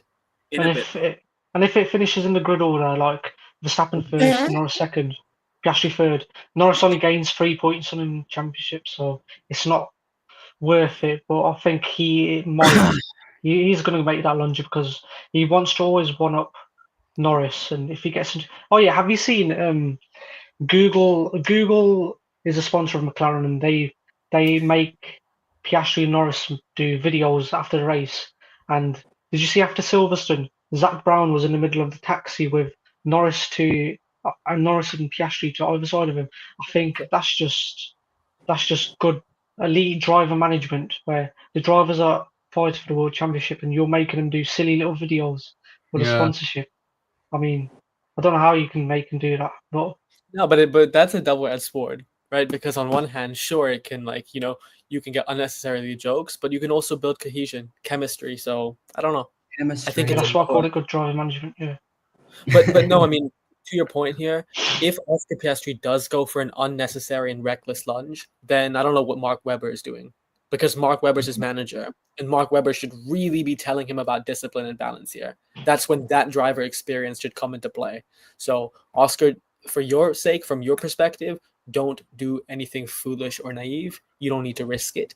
And as you said, if it's just a 3-point difference, Lando sure will take some psychological confidence. He'll be like, great, see, I beat Oscar on track again. Over the summer, I've been the better driver. I can win this championship. But for Oscar, he'll be like, yeah, whatever. His time is running out. He's John Cena. He's losing time. His time is up. So Oscar can afford to lose by 3 points every race or just by small margins, and he will win the championship. But for Oscar, focus on your race, because if you just focus on yourself, you isolate the external variables, mentally, you will win. Trust me, you have the car, you will win. Just don't do anything stupid. Don't. Just Falsey 05, that was when he was about to exit Q2 and he made a lap that made him go from 11th to 5th. But I don't think that has anything to do with what will happen tomorrow, to be honest. No, I was just about to say that, but I was going to... I'm scared to say anything more because I feel like it's going to backfire, but never mind. I was just going to say something. But Monza always has to... Do you even like to cause surprises? What'd you say, Rendra? Sorry. Monza always has a likelihood to cause surprises. That's exactly why I don't want to say anything, because it's one of those tracks that anything can happen. But if a crash happens and both McLarens are out, then I'm not going to say anything anymore at this point. I'm just going to let the drivers speak for themselves and speak for me from now on. At this point, I'm not going to make any more comments. Just for thank you. All of our ears are blessed. You're not going to make any comments. Thank you. I'm going to give you the biggest tappar to the back of your neck, bro, and you're not going to feel it for the next 2 weeks, bro. You can't even reach me, Liam. Yeah, you're lucky. I'm going to do a virtual article. Bro. It's kicked off now. Bro, I need a magnifying glass to see you. You're so small. Beta, chup karo, okay? Chup karo. Chup. Oh my god. All right. Anyways, this guy is ready to... As Tifosi was saying to you, Liam, but Verstappen he has a good start. The only thing I have is we always talk about has a good start. It's about getting over that first lap. Because you expect crashes as always. It's always that first lap, that very very nervy first lap, and you have to get through a very very tight space. Because there'll be a lot of drivers trying to cut in corners, trying to overtake from the very start, and then one bad move can just end somebody's whole race. So this is why I keep on saying, let's not get carried away by the first lap. Let's just hope and see that nothing happens tomorrow. Tifosi saying to you, Lando was speaking in the press when he ends racing. This guy just full of shit at this point. Honestly, I'm not gonna talk. Brother, do you even like Lando Norris? Like at the beginning of the stream, you were hating. I'm gonna be like African King now. I'm gonna just say, never mind. It's gonna get demonetized if I say it. People, I am back in a bit with Augustia for the tennis stream. In literally 10 minutes. I've sent you the link already, Augustia, so make sure you check that out. People, I'll comment on that for sure. Guys, want anything before we close out? Want to add anything before we wrap up? Yeah, just real quick. What's up with the Mercedes contract situation? I know there is the expectation. Already signed. It's done. They both signed. He's staying with Russell and Antonelli. No, but one reporter confirmed that, but it's just not. Is it confirmed? Like 100%. I'm not honest to be sure, but did you see Russell? He was trying to. The mediums, right? Yeah, he's trying to say to the media that we're still negotiating, but I think that Toto wanted Verstappen in that seat next season, but that's never going to happen for Mercedes, honestly. But you see, to me, it makes no sense. We know Verstappen has a $100 million release clause. We know that Mercedes shareholders, they're willing to pay it. We know Toto will. Of course, yeah. So what is the holdup? Is Max really the one rejecting that offer and saying, "Hey, Toto"? Because we know they met a few weeks ago in Italy, but is Max the one saying that I just want to see how Red Bull are next year? I want to make sure that you're the top constructor, and then I'll go. Maybe that's the holdup. But like that's what I'm saying. If I'm Aston Martin, if I'm Lawrence Stroll, which I don't want to be, I'm not tempting fate, but why not? I prefer to be myself. Thank you. It's a good question, though. It's a good question. But if I'm Lawrence Stroll and I'm seeing the situation, I forgot to mention it's a home race for Kimi as well. I completely. Oh yeah, he's Italian as well. I forgot. Yeah, I forgot to mention. Yeah, not you, Kimi Räikkönen. And it's a home race for Racing Bulls as well, because they're based in Italy. True. Oh, is it okay? But real quick, if I'm Lawrence Stroll, I break the bank. I break the bank for Max, and if I can't get Max, I get George. George and Fernando Alonso would be a tremendous duo. Obviously, not just in terms of an ability and a mentality standpoint, but also a chemistry standpoint. George and Alonso are friends off the track. We've seen them partying together. So it would 110. No, finish first. Yeah, we've seen them at Soy Club Monaco partying together. So they would 110% be a great duo. And with Adrian Newey there, I don't see why Aston Martin with George and Fernando Alonso partnership can't compete for a championship. No, I think next year is going to be a transition year. So if the Red Bull is the fastest car and Ford have the best power unit, which they're reported to be down in power, but if they are the best, the car and engine combination, and if he was to go to Mercedes next year, then Red Bull have the best car. Then in 2027 he comes back to Red Bull, then the relationship would just be soured. And I think next year Antonelli and Russell, if the Mercedes is the best car, as I leaked last week, then they've got a championship winning car in their hands, and I think that's very good for Antonelli, to be honest. Renvier, what are the odds that Red Bull will be the fastest car next year? Like, in your opinion? Never. What are the odds? Because with a new engine manufacturer, that just seems a little bit... Doesn't it seem far-fetched? Liam, 30%. What? 30%? That's very high, man. Yeah. Very... Really? So is there anything, and can I just ask you, is there anything in specific that's installing that confidence in you? Because that's a really, really high, man. Red Bull being fastest next year is what he's asking, or what are you asking? Yeah, he's saying that what's the odds in your opinion that Red Bull have the fastest car next year? I said 30%. 10%. Yeah, so is there anything that's giving you that confidence specifically, like a specific fast bet? What I was thinking of it, I was just generating random numbers in my head of odds, and I just okay, that because 30% is big, because then I can only think of at max one constructor that would be higher than that based on that probability. But McLaren or Mercedes. Oh yeah, there we go. With the new engine manufacturer, and as King and I have been saying, I struggle to see the possibility of Red Bull being that good. Also, it's just they've lost everything. Like their entire identity is being taken away. We'll see what happens with the owner. Wow. They've lost the spine, the feel, the personality. So it's just for them, I think it's transition. For Red Bull, and I've said this before, what they should have done is they probably could have let Max walk and then focused on rebuilding a philosophy that brings you back to a dynasty. Because next season with Max in that car, you're not going to have the opportunity to rebuild if you're pretty shit, right? Because Max is going to be like short-term upgrades over long-term upgrades. So if you're shit next year and Max is in that car, you've kind of sabotaged another year. That's just check the. But if the car is consistently second next year, second fastest, I can still see Max Verstappen being able to win races in that.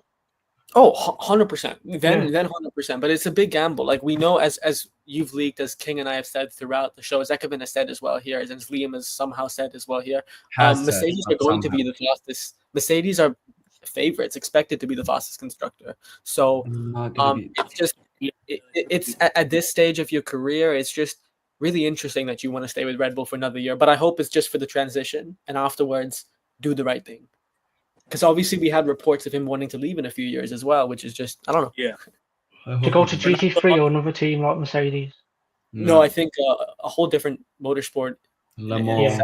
We talked about, exactly, yeah. Because he said it would be nice to win 8 championship spot. When he won his 4th one, he was like, family's more important. Yeah, and that's the difference, right? Like Hamilton and Alonso are obviously, I think they're both single. They don't have kids, of course. Both in their 40s. And for Max, his priority is victory. Been there, done that, breaking records, best peak ever in terms objectively. And then once he is a father, that's his priority, and that's beautiful to me. Good for him, man. Good for Max. I think he's staying in the sport until he's like 35, 36 and call it a day in Formula 1. Yeah, or he leaves early and he comes back later. But I agree. I don't see Max pulling a Lewis because he's a father. Like if there's a new team like Schumacher did when he retired and came back to sport 4 years later in his 40s, do you think he can do that? He'll do that. Can with modern? He can, but will. Of course he can, but will he? But I don't know, because we're talking 10, 15 years down the line. A lot can change. The entire world can change. Like, you don't know what's like. We don't There could be AI robots in the cars. Yeah, I mean, it's far-fetched. China have their China have their own football robot league, which is nuts. What the? Did you see? I was reading Autosport magazine. I think it was Where did the China? last month's issue. They said what would a world look like with artificial intelligence robots in the car? No one wants to Better see than that. what the world is right What now. what you got people like Norris in the car, fast, but he can make a mistake. That's entertaining to watch, and I think there should just be humans in the cars in Formula One. To be honest. Yeah, but I agree with you. But unfortunately, like we live in a world where hiring robots will be cheaper than humans, so you never know. That's not even like out of the realms of possibility. Yeah, you don't have to pay a robot $72 million a year like the stuff. and you can give robot personality as well, right? People will buy into it. How many people get duped off AI content, right, Ekavin? You would know. I'm joking. No. I agree. No, Augustine. We both. No, I can't think. Oh, Taposio 05, he's just saying that Aston Martin partnership where Lawrence Stroll breaks the bank to bring Max Verstappen on board into the team. You could see Verstappen and Alonso on the same team. I suggested this. What? Yo, nah. Well, what do you think are the odds of Newey making the best car next season for Alonso to win the third World Championship? What is it with them saying Adrian Newey is going to design a good car? It's higher than Red Bull having the best car. I'll tell you that. And King, I think you agree with me on this. Aston Martin I think Aston Martin winning a championship in the next 2 years is higher than Red Bull winning one. No, there's no way. Both for just constructors. Absolutely, both. If they have the driver, but in terms of a car, they'll have a championship winning car. Lance Stroll. Just get rid of Lance Stroll, man. Well, no, they'll have Lance Stroll. I suggested that. I think drives together in Aston Martin. I suggested that Aston Martin should have Max and Alonso. Alonso. You look at his CV: 2005 Formula One World Champion, 2006 Formula One World Championship, 2026 Formula One World Champion. Longest gap between titles, 20 years. And he was robbed of a championship with Ferrari as well. Then he'd be the first driver in history to win Formula One World Championship in V10 engine, V8 engine, and V6 engine. And he probably have the longest margin in sports history from your first championship to your last. He could be the Rafa Nadal of F1 maybe. Yeah, because Niki Lauda currently has it. He won the 1977 and 1984. That's 7 years. So Alonso 2006 and 2026, 2027. That'd be mad. No, it would be beyond Rafa. It would be beyond Rafa. Like it would be unparalleled in a way because the gap. Like, and he wasn't even. AK, I agree with you, but there's other designers like Rob Marshall's. Look what he's done with McLaren. There's James Allison at Mercedes. He designed the W10 and W11. So these are guys with credentials. So they know what they're doing. They will have read that spec sheet like this. They would have been zooming in like this. So I think there's a lot of potential for a lot of surprises to be seen in the next few years or so. But Ranveer, I'd say I do lean with King in the sense of the catalyst has been Adrian Newey. He's the person with the most championships in Formula One history. So when we talk credentials, he is at the pinnacle of that list. I think it's a crazy stat. He's won 1/3 of every Formula One race in history. One of his car he's designed. Yeah, exactly. So I think like for him, to me, he would be obviously the favorite in that sense. Because he has the backing, he has the sponsorships, he has everything that he needs to win everything to win a world championship, except the driver pairing. The driver. Yeah, there's one lack in there. Yeah. So Sonny Hayes, get your ass back to Formula One. Wait, have you guys watched the F1 movie? Yeah, we reviewed it. I watched it 2 days ago. Oh, I haven't watched it. You should, man. Although I don't know. Are you a cinephile? That's the term they use. But are you a do you watch films? What? Do you go cinema? No. Because basically, I was searching on my local cinema's website. You know where it says like the hottest films of the time period.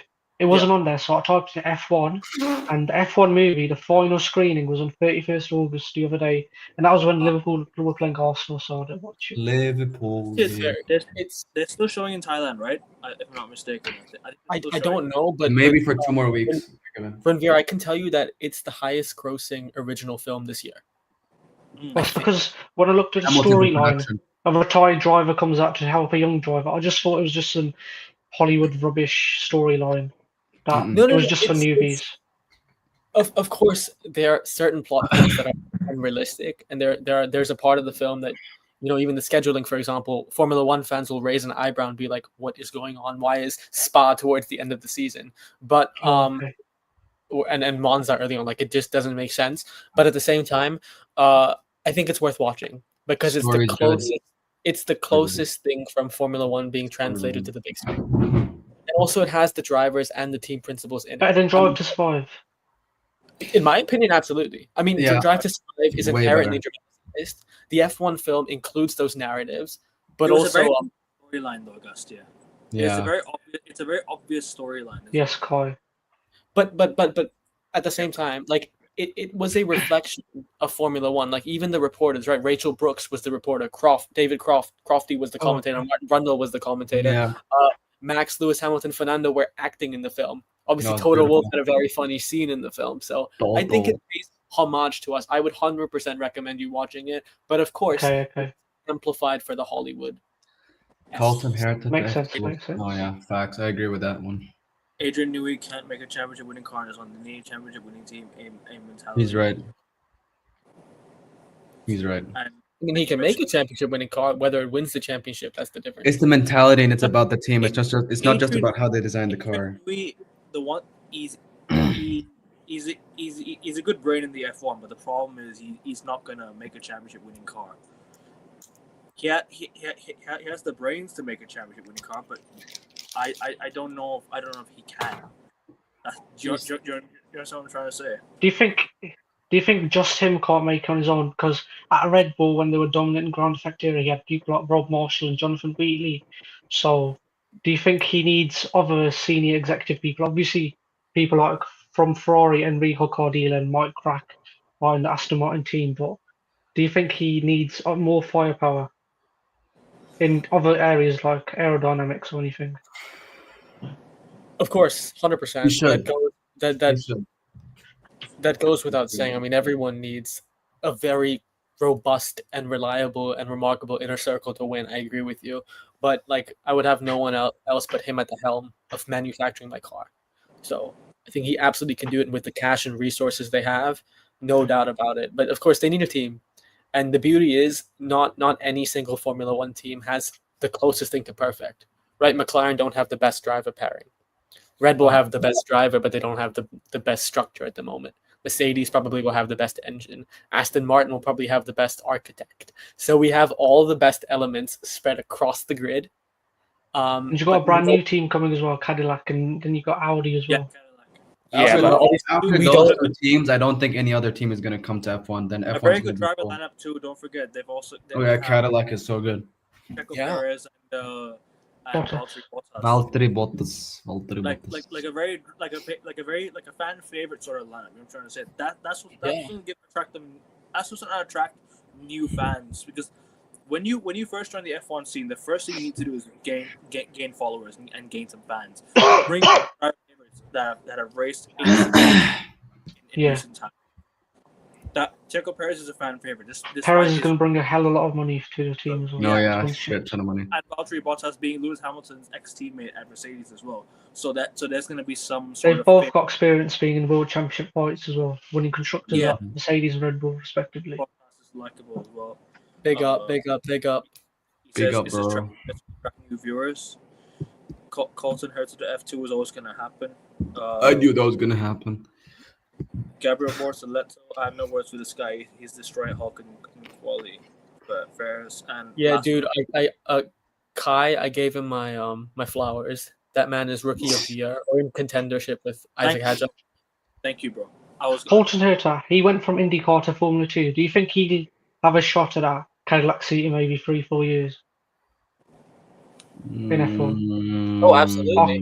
100% will he have a shot. Now, whether he becomes it or not, I'm not sure. It also depends on where Cadillac are at, what their objectives are, how big their brand is. I mean, if they're competing for championships, then you'd expect the best.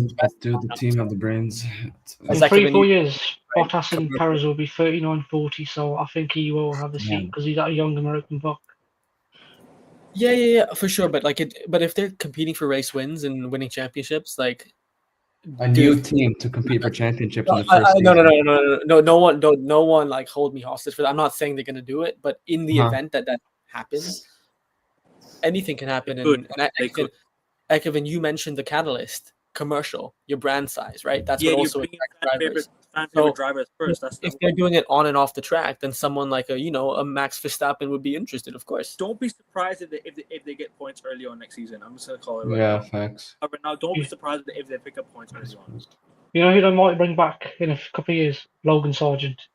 Oh, please, no. Don't. No, please, no, please, no. That would be like they're not. No, even better. They need to bring Nikita Mazepin back to F1. Yeah, Kai, that's who was on the tip of my tongue when I said who can be in that Alpine seat next year. If he needs to leave the McLaren Junior team, he's not replacing Lando or Oscar. Then why would he? Yeah, it'll be interesting. But whatever happens tomorrow, I would love Max Verstappen to win, but I'm gonna pick Lando 1, Oscar 2, Max 3. But if there's anyone that win, it is Daddy Max. Yes. He has the brain, but does the team have the brains? Has the brain. I agree with that, bro. Thank you for completing my sentence. I did mention Adrian Newey has the brain and he has the capabilities to make a really good car. He's got the brains to make a good car. Strategy-wise, he's got it. But is the team good enough to help him? Maybe they're not. Maybe is the team holding him back from doing that? We don't know. That's why maybe we shall see Aston Martin next season. But if there's anyone you want to be spearheading your project to success, that's Paul Aaron.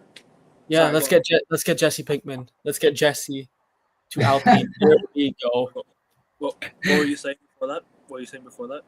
No, if there's anyone you want to be the architect of your ascendancy, it's Adrian Newey. It is. And Jonathan Wheatley as well. Give credit to him where it's due. R.I.P. Pierre Gasly's career. Different roles. What the? Rip Pierre Gasly's career. He's taking the piss. What he's doing, bro. Anyone want to add the last one because I have to close out. I have to go to the tennis stream with Augusta now. We have to do a tennis stream already because women's final starting literally under 2 hours. Yeah, Kai join because obviously I know you're going to want to be in the comments for that one. We're doing the U.S. Open final preview right after this. Big up to everyone who's locked in, everyone who's tuned in. Make sure you guys hit the like button on your way out. Make sure you guys sub to the channel. We're getting so close to 450 subs as we go, guys. Keep on subbing, keep on liking the video. Let's get 15 likes, and if we get 2 or 3 subs on the video today, that'd be great. Appreciate you, Kai. We will be there. We will be there. Security. I get why I got this on the contract. Security. Appreciate you, Liam. And Ranveer, obviously you making your debut, bro. Appreciate you. Cheers, bro. Fantastic you killed it.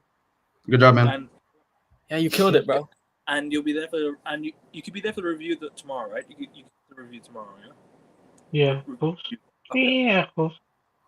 Okay, cool. Anyways, guys. Cheers, Chelsea. We're gonna close out, guys. As I said, hit the like button. So I'll put Liam's link in the title as well, people. I'll put Liam's link in the title, and I'll see you guys tomorrow around the same time for the review of the race. But we're out, people. Take care. Like, share, and subscribe. Peace. Take care. See you around.